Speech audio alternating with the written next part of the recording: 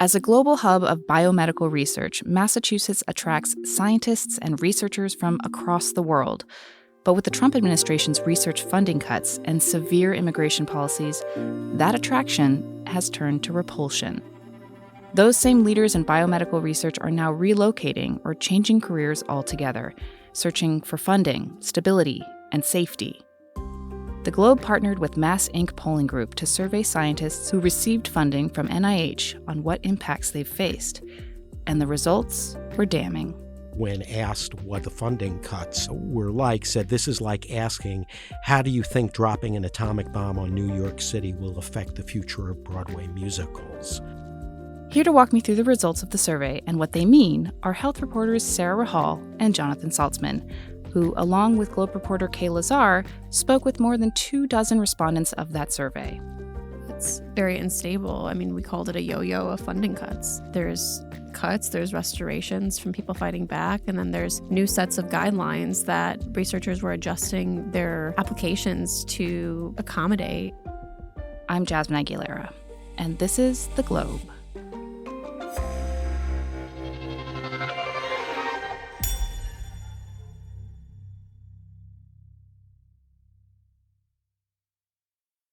Hi, Sarah. Hi, Jonathan. Thanks for joining me. Thanks for having us. Mm-hmm. So for those of us who are less familiar with the biomedical industry and biomedical research in general, especially here in Massachusetts, could you describe what sort of work happens in these biomedical labs? What are the examples? What should we be thinking about when we think about this industry? This is, some would say, the fertile crescent for biotechnology, and it's brimming with scientists who are working on, cutting edge things. Developing cures for childhood cancers, Alzheimer's, sickle cell, and sometimes people have to make medicines on a computer that don't exist yet. Look no further than Moderna, which is based in Cambridge, and very few people had heard of that company before the COVID pandemic. And they then became a multi-billion-dollar company that had used messenger RNA to develop one of the vaccines that helped tame the pandemic.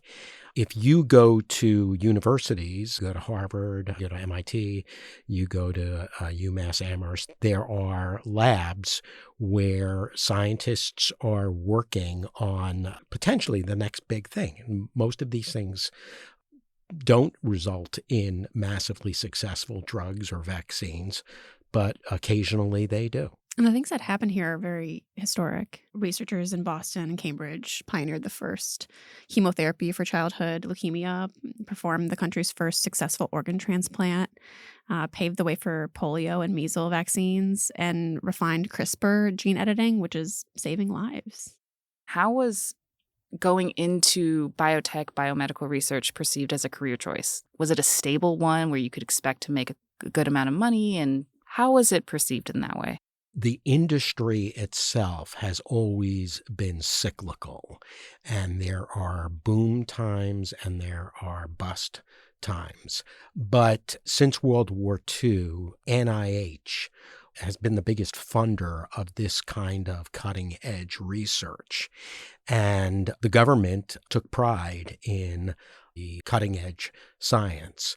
Under the Trump administration, that has changed, and a number of areas became verboten, things dealing with inequities in health outcomes or certain gender science, or ironically, messenger RNA research, which, the Trump administration could rightly trumpet as one of its biggest achievements because they helped pay for the vaccines that helped tame the pandemic.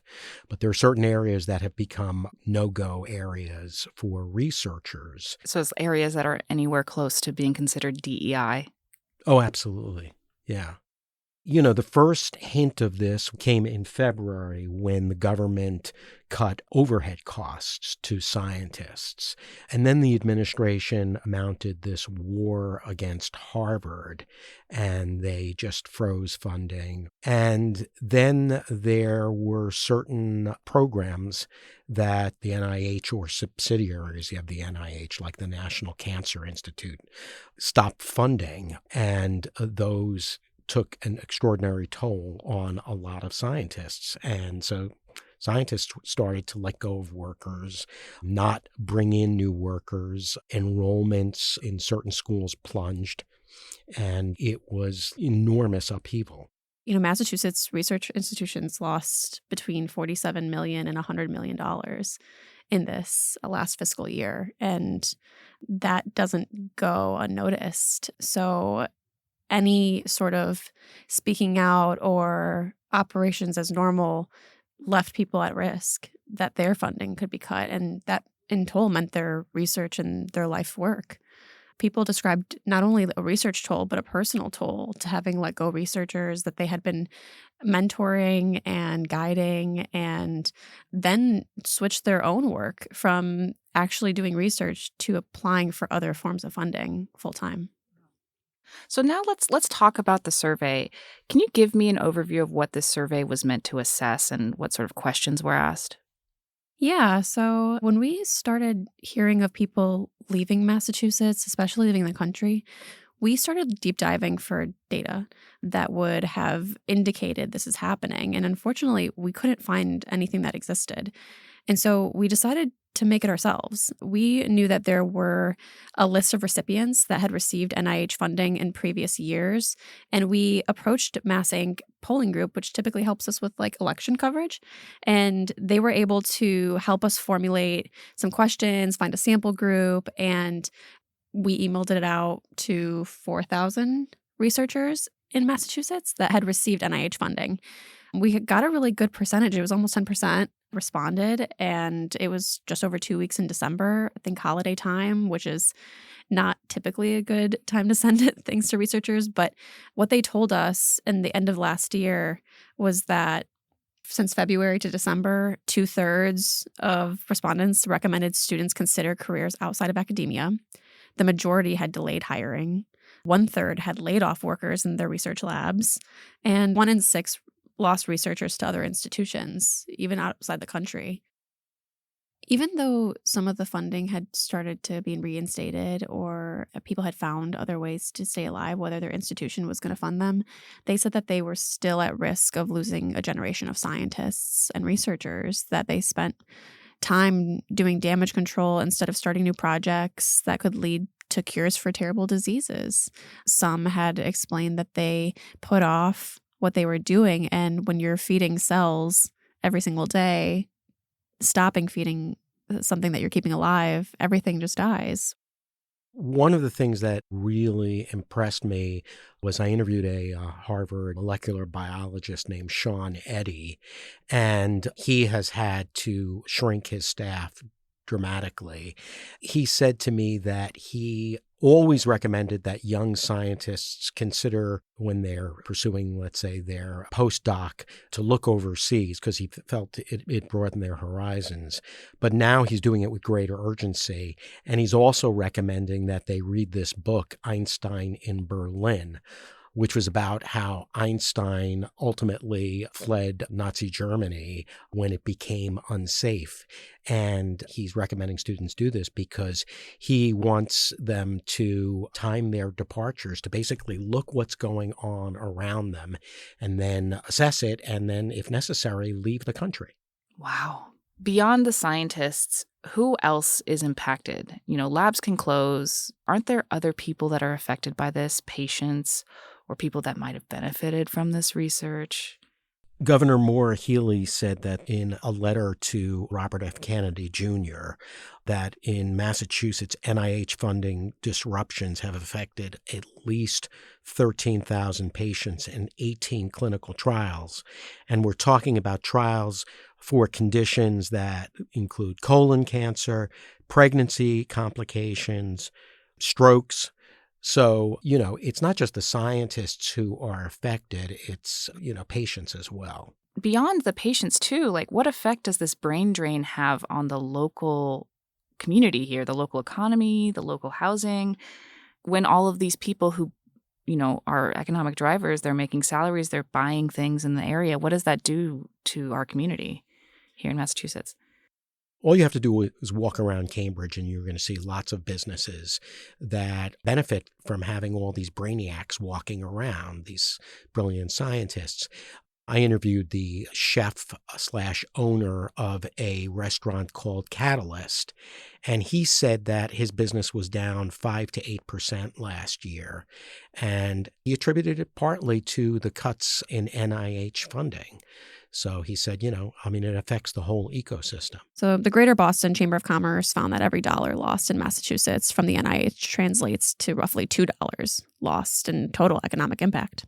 Across Massachusetts in 2024, NIH grants generated almost 30,000 jobs and nearly $8 billion in economic activity. Because think about it, we pull the best and brightest here. They stay, spend their money, rent apartments, build a life, and all of that kind of fuels our economic engine. And the people that we talk to have left out of thoughts of, fear for their future. And do they see it here or not?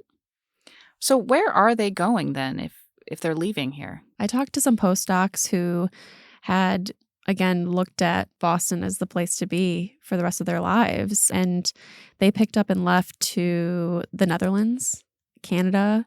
Some had cited immigration issues as the reason why they were leaving. Others said that they didn't feel that their work was going to be funded in the future. So I talked to one postdoc from UMass Amherst that was from India, had built a life here over 7 years on a work visa, and was working on genealogical hereditary diseases. So basically like menstrual pain and endometriosis and kind of how that's passed down. And not only was her lab position cut, they couldn't support her work visa. And so she relocated to Canada, where she's doing a little bit of a different study, but they paid her a lot more money. And yeah, she's very happy. Another is a Harvard postdoc who was working on LGBTQ and queer birthing outcomes. And she's actually in the Netherlands now, and someone who was from Massachusetts originally. Yeah. And I've also been seeing ads on Instagram, weirdly, from the Canadian government saying, come here. We have these investment grants. We want your brain over here. We will pay for your research. It seems like other countries are using this as an opportunity to pick up all of the researchers who would, in other circumstances, stay here. I mean, yeah, they're poaching our researchers. This is a great opportunity for them.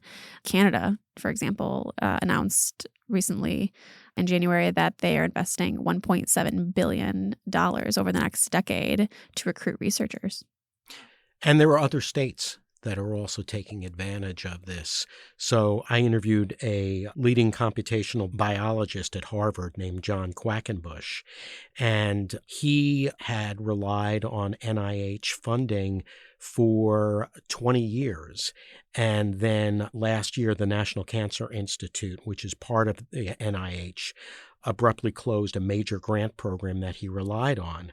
He was counting on this money, and then Texas has a program to essentially give grant money to outstanding scientists.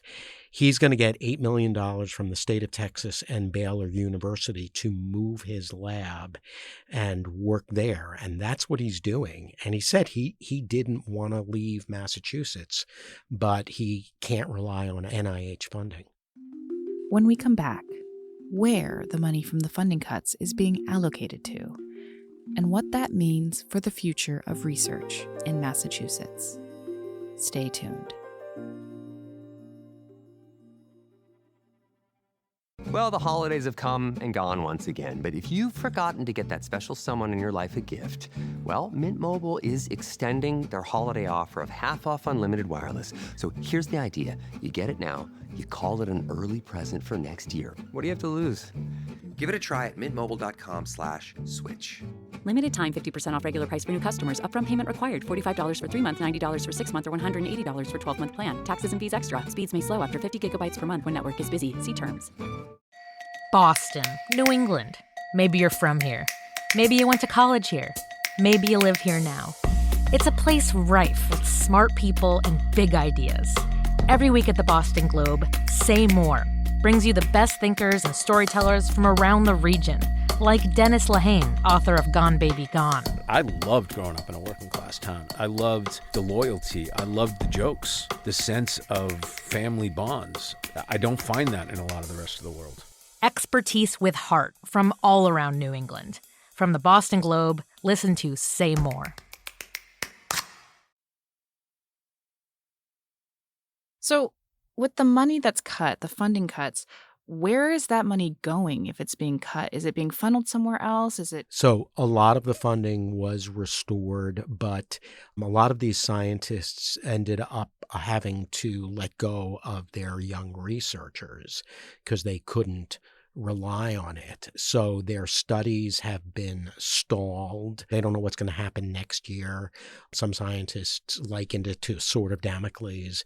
So they say you can't just stop funding and then just receive it again and resume where you were. People's lives have moved on. And so they're still many of them feel like they're in a state of limbo. The Trump administration is so mercurial. One minute, the Trump administration is about to sign a deal with Harvard.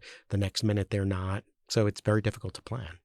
And lastly, what has the government said about the funding cuts, especially as it concerns Massachusetts research institutions? One thing that's really important to know is that Massachusetts receives the most amount of funding per capita. We are the place that the Trump administration has looked at cutting from.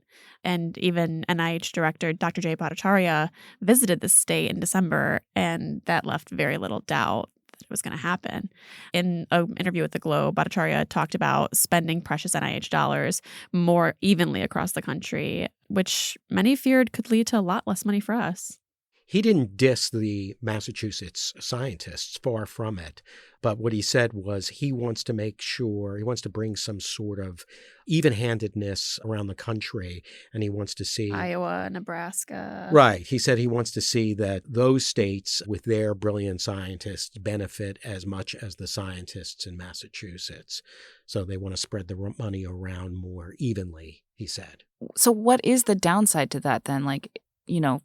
I would assume that since this has been the hub for this kind of research for so long, there's already quite a bit of infrastructure here that supports it. What does it mean to just suddenly pick up that money and put it somewhere else? Think about these labs specifically. So these labs are funded by the NIH with principal investigators who research, but they are training a group of postdoc and graduate students who are looking to be them. They're learning how to run a lab, and these students are coming from the universities that we look to as the best and brightest. So we're basically funneling the cures very streamlined here. Like, think Henry Ford and the assembly line. It's happening really quickly here because we already have built the pipeline to make it happen, and we fund it really well, not just through the NIH, but through startups, through philanthropic grants, and then through the universities themselves who are covering the costs of these loss. And then you add on top of that our hospital ecosystem and all of the big companies that come here to do their work. It becomes a very robust environment that's not just competitive, but very breakthrough. And that's what really came through loud and clear with this survey, that a lot of these prominent scientists are afraid that you are poleaxing the next generation of scientists. Which can have effects generations on. Exactly. And researchers think that it already has. Wow. Well, Sarah, Jonathan, thank you so much for joining me. Thanks for having us. I enjoyed it. To support more journalism like this, subscribe to the Boston Globe. The Globe podcast is made by me, Jasmine Aguilera. Thanks for listening.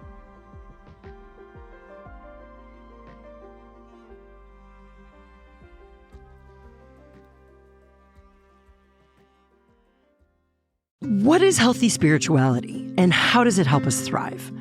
We explore these questions on the new season of Within 4, hosted by me, Dr. Pam King. Within 4 bridges psychology and spiritual wisdom to help you thrive, featuring conversations with experts like self-compassion pioneer Kristen Neff and author-activist Parker Palmer. So go ahead, follow Within 4, hosted by Dr. Pam King, wherever you get your podcasts.